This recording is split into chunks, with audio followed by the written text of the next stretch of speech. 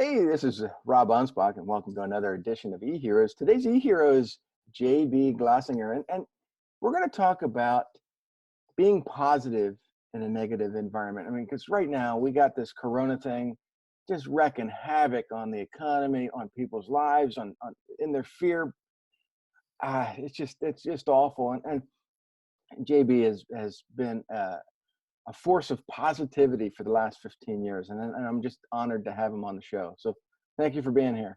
Yeah, I'm glad to be here, Rob. You know, we got to be positive, but it's a crazy time. I've never been through anything like this. Let me tell you, brother, it's weird out there. And this is just it's weirder than it was at 9/11, because after 9/11 people just, it was all coming together for the common good of the economy.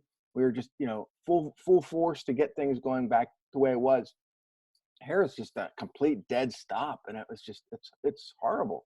Well, I think, and I think a lot of that has to do with social media. We didn't have it at the level that it is today. And I think there's a lot of unknown, right? Like Yeah. we're still trying to figure this thing out. And I think that's causing a lot of problems. There's people saying, well, the numbers just don't add up, which they don't, right? Yeah. But there's other people saying, well, they're underreporting tremendously. So trying to get the truth of the whole thing is part of the problem. So I think the confused mind says no, the confused mind gets fearful. And I think that's where we're at.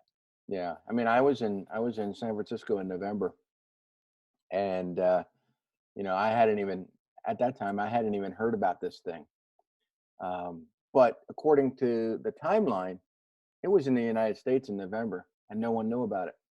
So Yeah. why is everybody panicking now? Yeah, it doesn't put it past me. I mean, there was a nasty flu that went through in December, January timeframe. I know a lot of my friends had it, and I have no idea if it was this or not. I mean, the symptoms are very similar. So there's just so many unknowns, Yeah. and that's why trying to keep people positive and moving forward is a challenge because of all the misinformation out there, all the agendas, the things that are going on in the world to kind of, take people the direction they want them to.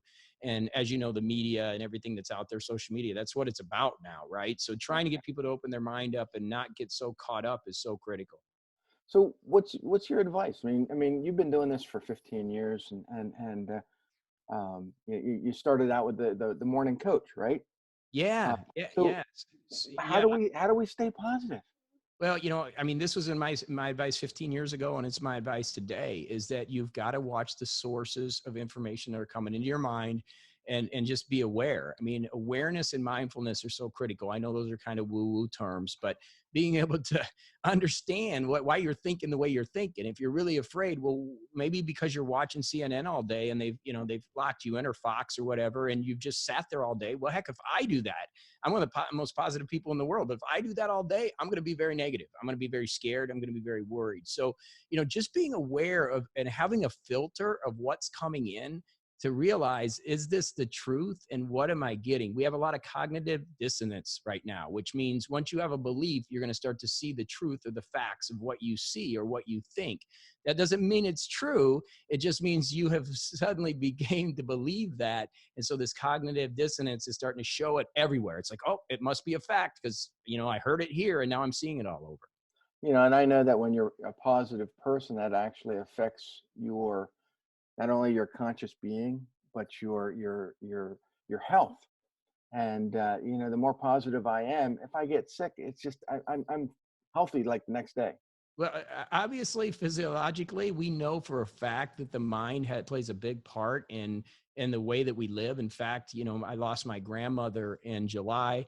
She was 96, lived a great life, but I was there, at the end, and we had to give her permission to die because she wouldn't. She was Yeah. that strong of a woman. She was that positive and that motivated. She wouldn't let go until we gave her permission. Said, you know what, Grandma, it's okay. It's time for you to go. And we know how strong the mind is. So if you're stressful and you're fearful and you're scared to death, your immune system is weakening. You're in a fight or flight response system, which is not healthy, which we know to recover, you need to sleep, you need to relax, So if you're in fight or flight, your body's so panicked that you're not even able to recover. So that's not a good thing during a pandemic.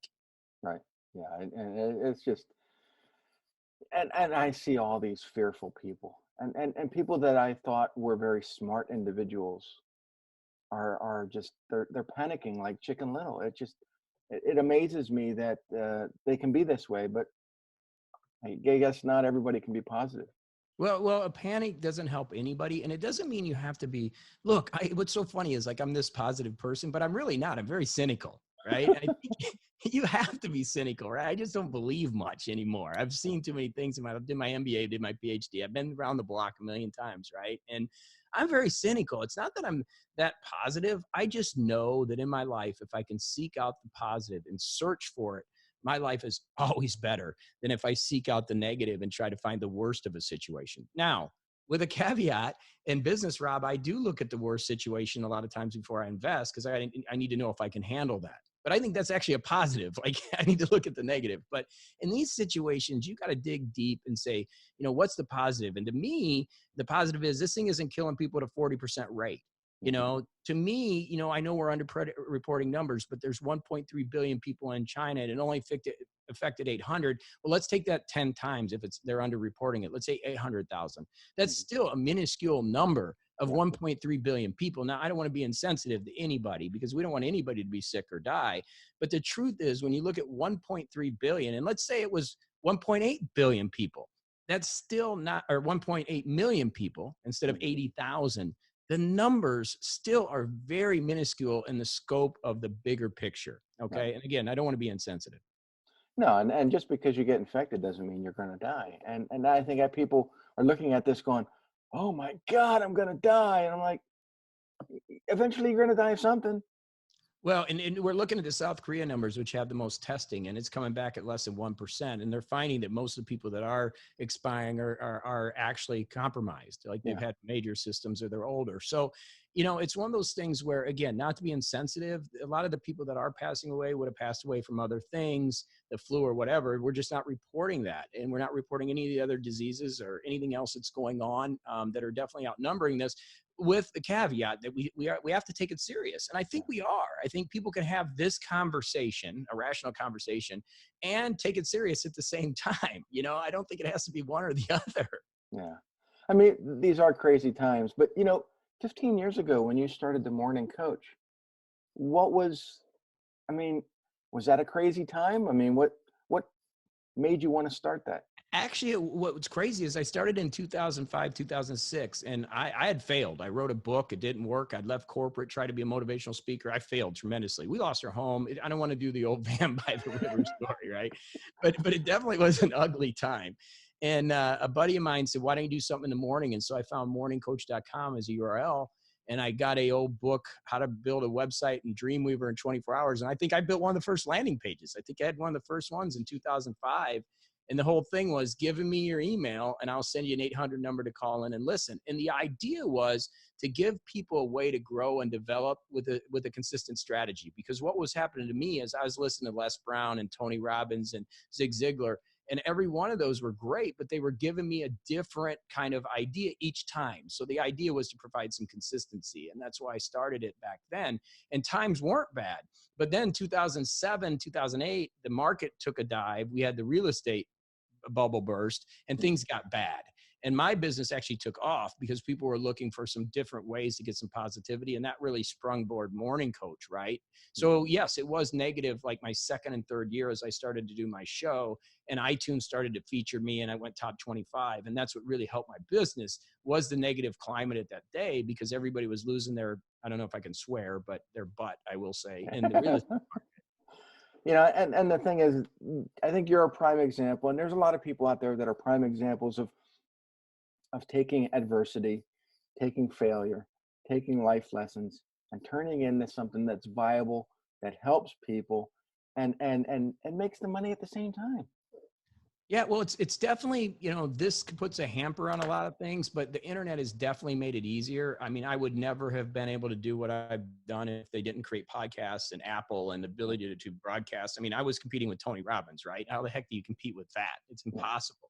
But by giving me a medium to be able to go ahead and record and create a studio and build the podcast, it gave me the ability to get out and meet a lot of people at very low cost. And so the barrier to entry to success has really gotten easier. And I think that's why a lot of people are fearful because now it's becoming tougher with this stuff that's going on, where it relatively has been easier. Just as, changing the remote control when we grew up on the TV, you had to go up and turn the TV knob, and then they came out of the remote control. I think success has gotten easier over the years because of the vehicles. Yeah, you mentioned Tony Robbins, and I had a client come to me a couple years ago, and they said, "I want to be bigger than Tony Robbins." And I said, "Why?" "Well, I want to be able to make all that money. I want to do this." I said, "You're not going to be." And they're like, "What?" I said, "Look, stop wanting to be better than somebody else. Be better than yourself." Yeah, And they're like, they didn't get it. yeah, I'm so not into the vanity metrics. Like, you know what I mean? I'm deleting people off Facebook all the time. I mean, I'm a bottom line guy. I call it ILD, intelligent life design. Keep your expenses as low as possible and create residual and passive income. And you can have, I don't want to swear, but I call it the FU lifestyle instead of FU money. And really, it's not that hard. I mean, all the research we've done is between $5,000 and $15,000 a month can create one of the most amazing lives that you can even imagine Yeah. if you're willing to put the time in to build something over 2 to 5 years that creates that type of residual income. Yeah. I mean, I look at Tony Robbins. He's got the energy. He's got the motivation. He can get up on stage and speak for 6 hours, 7 hours, 8 hours. I'm like, no, for one, I don't like all those people. And two, that would drive me nuts. So I have to design something that's on my own terms with my own passion, using my own life lessons. And if I come across as a curmudgeon or a very sarcastic person, that's me. I And believe in separation of the audience. I love that. There's very few unicorns. The Casey Neistats, the Gary Vaynerchuks, the Tony Robbins, the Tim Ferrisses. We know them, right? yeah, This Tesla guy, yeah. Michael Dell. I don't even Elon Musk. Elon Musk, there's people that are unicorns, right? They're blessed. A lot of us aren't. And I think, I teach this. So I'll just tell you, I teach people to go find 500 people to pay $2,000 a year with you, $167 a month. And that's a $1 million business. Keep your margin super high by not having a lot of people work for you and not produce a lot of product. And that's why I got out of corporate, because I realized this was the best business model ever. I mean, I even looked at the MLMs and everything, and I wanted a freedom model. And it was like, wow, if I can get 500 people to spend $2,000 a year with me and value in products and services that I can create, I got $1 million business here. And guess what? If I'm running at a 99% margin because I don't have employees, that's a pretty damn good business, right? Oh yeah. And that's a lot of companies are doing 100 million are making 1 million. So Yeah. that's the way I teach. And I'm like, look, if I love you said I can be a curmudgeon or I can be sarcastic. Well, that's great, because all you need is 100 people to give you $2,000 a year, and you can make 200 grand. And You know, that's more than most people. I've written a whole bunch of books. I mean, I've written books on social media, SEO, podcasting, copywriting, and these are all great books. And I thought they would all make me a lot of money. But I mean, they did get me clients. But my last two books were all sarcasm. I mean, Rob versus the scammers, Rob versus the morons. And because I made it all sarcasm, people would laugh. They would carry on. They would say, "Rob, these books are funny." And they would hire me because they felt that I was real, I was raw, I was the person for them. I love it. Yeah, it's all about separation. I think the people that are, I used to try to please the Walmart crowd. I always say, the girl bending over with the stamp on her butt, and not to offend anybody, but I tried to make that work. And I would be like, I'm trying to help everybody. The truth is, you can't help everybody. That woman's never going to spend $1 with me. She could care less about me. So once I learned that, it was like, oh, what heaven. You know what I mean? I don't care if you like me. I don't need any more friends. I'm deleting them. Yeah. Well, I think you've touched on some things, talking about heaven. Well, heaven here on earth, but you do a lot of golfing. Yeah. And so when you're not helping clients, you're out there having fun. I golf almost every day. I'm usually done by 9:30 in the morning. And so when everybody says social distancing, I'm like, I do that every day. I'm golfing all the time. So yeah, that's part of my thing. I came from a blue collar family in Indiana that really worked hard their entire life, factory people, my mom and my stepdad. And it was really hard to see them, the way they lived. And I just said, I'm not going to do that. And so I built my business to take Fridays off and then Wednesdays off and then every afternoon off. And it was really a struggle, to be honest with you, at the beginning, because of the guilt. But then I'm like, screw that. I want to build a business that gives me freedom. I've been doing that a lot. I've been coming in the office. I get in the office about 7 in the morning. By 9:30, I go and have breakfast, and then I'm done by lunch.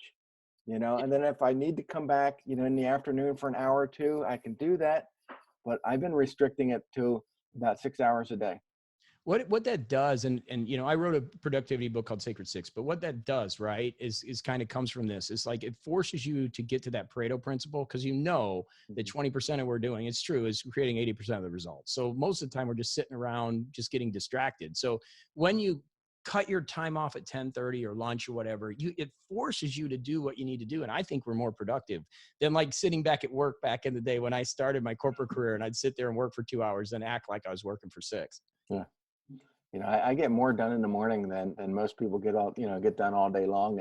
And they're like, Rob, you produced what? You wrote all these articles, you did this, you did that. And they're like, it takes me a month to do that. Well, this is what I Yeah, do every day. yeah, I've done 4,000 plus podcasts, you know, 100 plus videos, 28 courses, and people go, "You golf every day?" I'm like, "Yeah, I can produce a course in a day, you know, if I need to." I got Studio A and Studio B now that I've built, you know, and that's a video. I go in there and I've got my systems down to a T, and I can just go do it. And I couldn't always do that, Rob. It wasn't like that at the beginning. I mean, it used to take me 4 hours to produce a podcast. It takes 20 minutes now, you know? Yeah. So it just comes with time and experience. And I think that's the gap that a lot of people don't want to jump, right? But once you figure that out, you can get systems in place that make it work for you. You know, with these podcasts now, just what we're doing now, I film it and then I take the audio, split that, put it on the podcast channels, get some graphics, put it on there. It takes me like 10 minutes. Yeah. You know? And it's when I first started, it took me a little longer, but now I'm, and I've produced so many of them. Same with videos. I don't do a lot of editing anymore. I just go out, do them and put them out there. And I'm producing content constantly. And Yep. people are like, Rob, slow down. It's like, yeah, if I slow down, then the world stops. No, I got to keep going. I'm the same. I mean, I love it. I'm into it. And I think, you know, I've learned, as you have over the years, the quality isn't that important. I mean, good audio is the key, right? The video is not that important, but as long as your audio is good, get stuff out there. And, you know, again, going back to what we originally said, you know, I focus on small numbers. I don't need the views. I don't care about the views. I want the right people to get the views, right? And like you said, vanity metrics are terrible. And people are so caught up on insights. They're so caught up on the analytics. Look, I don't care how many people come to my website. I care about that one person who makes a sale from me. That's all. So I joined Jeff Walker's Mastermind, and it was expensive, like 40 some $1,000 for a couple years. And the people in there would be like, JB, how are you in business? You don't look at Google Analytics. You know, I don't understand. You have no funnels. You don't even know what a funnel is. You know, you don't launch anything. It's like, well, how do you even survive? You know? And I'm like, I don't care. I mean, I don't care about any of that stuff. And what's scary is when I started to try apply the techniques, and nothing against Jeff. I love Jeff and all the internet marketers. They're all great guys. But if I try to do that stuff, like I'm going to do a countdown and do this and that, it never works for me. Never. Because it's not our style. No. I think everybody certain things have to resonate. I mean, back in 1998, I had this carpet cleaning business. It was struggling. I mean, I was like 3 seconds away from bankruptcy. And, I saw this ad for Joe Polish, Piranha Marketing. And I flew out there. I borrowed money. But I started learning marketing, everything I could get my hands on. And within the next probably 6 months, I had turned the business around, started making money, grew the business. And then I got noticed and people were like, well, Rob, create our ads, write our articles, do this, do that. And, many years went by and after 19 years, I had sold that business and now I'm focusing on the coaching aspect, but I've been doing this for, I don't know, a decade.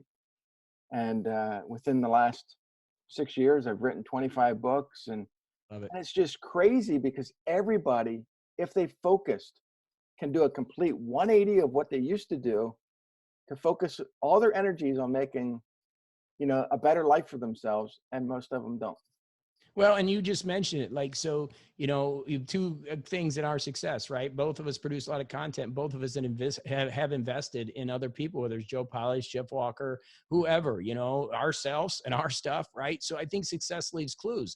A lot of times I've invested in a lot of things I didn't get much out of it, but just putting the money in it forced me to work a little bit harder. I'm like, gosh, I bought that course. I better do it. So I think it's finding your own way. And I think part of that is investing in a lot of those things, right? And that's why I say nothing bad against any of those guys. They're building their business, but I think you take bits and pieces of what you learn and you build yours, and that's so cool. And Joe's built a heck of a business. Oh, yeah. Joe's done some incredible things. And he's I think he's got, someone told me he's got a couple hundred people signed up for his 25K group. And 25K club. Yeah, he killed. uh, Joe. Well, he's built, the thing that impresses me about Joe is that he's built a networking group, right? So it's not so much about a technique. It's more about the people that you know. And I know there's a lot of very powerful people that got big lists in his group, right? yeah. And that's what Joe's. I mean, it's so big now. You can't go to each one. Like you got, it used to be, with Too these many masterminds. people. Yeah, I have a mastermind and we meet 3 times a year, so you see the same people. But Joe, you got to schedule them out, I guess. It's pretty crazy. I'm too lazy nowadays. I don't want to go. Yeah, if there's more than 50 people there, I'm like, "Ugh, do I have to talk to these people?" Yeah, and that's the thing. You're a similar business to me. How do you explain? I don't even know how to explain morning coach. So unless I speak, my rule is unless I speak, I'm a keynote speaker. I don't network. Yeah. So if you want me to come to your event, I have to speak. That way I don't have to explain myself later. I went to an event 6 months ago, and I don't even think I heard anybody speak. I stayed out in the hallways and just networked, and I got more out of that than I did actually being Amen. inside listening. And to me, it's I like certain events, but some of them they say the same things over and over and over again. Well, you get to a level where you've produced 20 some books, right? You've produced those. There's only so much knowledge that you can gain. I mean, it just Yeah. is what it is, right? And it's like me, why I left Jeff's was not so much I wasn't a network. I mean, I loved the group more than anything, but flying to Durango 3 weeks and going out there from Florida, was difficult. It was going to be a challenge. I would have stayed forever if it was like down the street. But it was just getting to the point where I didn't like to travel, you know what I mean? So it was like, I kind of wanted to hang out here and I didn't need any more knowledge. Like I don't need any more things to do. I got enough things to do. So I had to actually cut that down a little bit so I could get the things done that are on my plate. When I sold the cleaning business, I vowed not to have any more local clients.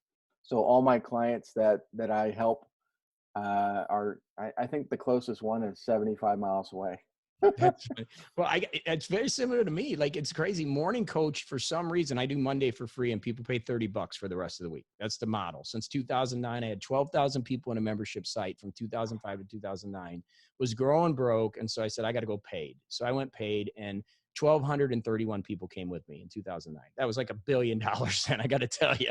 Yeah. But that's really what started my business. And now, since I've done money for free and there's 20,000 podcasts a month or some crazy number, 30,000 a month, my podcast isn't rated anymore in the United States. So most of my new members are international. I have Australia, Saudi Arabia, Egypt. For some reason, my podcast is top 10 in Egypt. So I have members joining from Egypt, Saudi Arabia, Russia, but very few from the United States. It's so weird. So crazy. Yeah, it's crazy where we can find clients now, and clients that resonate with who we are. Yeah. And I mean, we are in a globalized society, which is great. I love having clients everywhere, but in the same respect, sometimes I don't want to travel. Yeah, well, so one of the things I did, I moved here into the country club. So I live on the golf course. I'm actually on the board here, and I'm the Oh, that golf sounds committee chair. horrible. Yeah. Sounds horrible. Well, we just purchased this. We got it for a steal, but it's a $16 million resort facility. So now I use that for my events. So I don't ever go. So my people come to me, and I take my golf cart. So it's like if I do a retreat or a mastermind meeting, I just take my golf cart down to the meeting facility, and I have a $16 million facility. I don't even think Tony has that. So. And I got full staff and everything, so it's really great. You're down in Florida. Yeah, I'm in Parkland, which everybody knows kind of is the last big school shooting. I hate to bring that up, but that's where I'm at. But that's how people know us, right? So I'm actually a mile away from that school in Parkland Golf and Country Club. Yeah, I'm not going. This is a long time ago. It's actually like it's crazy because this is the quietest area in South Florida. It really is. It's a very affluent neighborhood for families, and then a lot of people have places down on the beach. But we have a lot of pretty big homes here. Not me. I keep it pretty simple, like I told you before. But we have a lot of business owners and CEOs here. So I actually have a lot of clients here now. I'm speaking for one in Cartagena, Colombia. Wow. I have places in Colombia too, but he's had me come down there and keynote. So. Really unique business. I mean, unique business trying to keep people positive. I mean, I have a timeshare in Kissimmee. Okay. Yeah. Only because we do the annual homage to the mouse, but. Yeah. Orlando is the conference center of the world. I'm 4 hours south of that. If you drive 80 the way I do, or 90 sometimes, I shouldn't say that out loud. The biggest human trap operated by a mouse. Yeah. Well, it's funny because on our HOA board, Disney is the #1 visited place in Florida. Sawgrass Mills Mall, which is an outlet about 30 minutes from house, is #2. And the president of our board runs Sawgrass Mills Mall.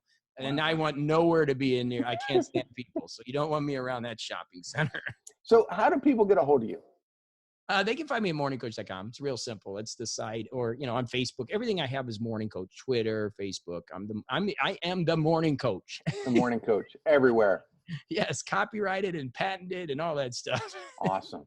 So there you go. We're running out of time, but I want everybody listening to rush over and say hi to JB over at morningcoach.com and see him on Facebook, see him everywhere, and just tell him you heard this podcast, and hopefully he doesn't disqualify you. But Hopefully we'll keep everybody positive. Yeah, and you could be disqualified if you're really negative. Rob, forget it. Forget about it. I don't need you. It's good stuff, Rob. So this was fun, and I want everybody to just stay positive, and we'll see you on the next episode.